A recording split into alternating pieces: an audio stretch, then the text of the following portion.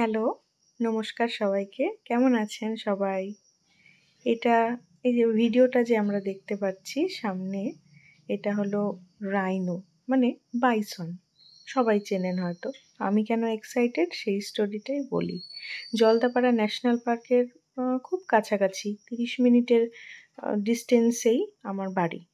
আমার home town আরকি।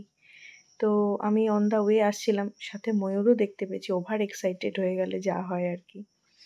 আমি এতকাল এই রাস্তায় যাওয়া আসা করছি, মানে আমি খুব ভেতরে যে একদম চলে গেছিলাম জলদাপাড়া ন্যাশনাল পার্কের তা নয়। এর আগে গরুমারায় গিয়ে ভুরি বাইসন দেখেছি, তখন এতটা এক্সাইটেড হইনি।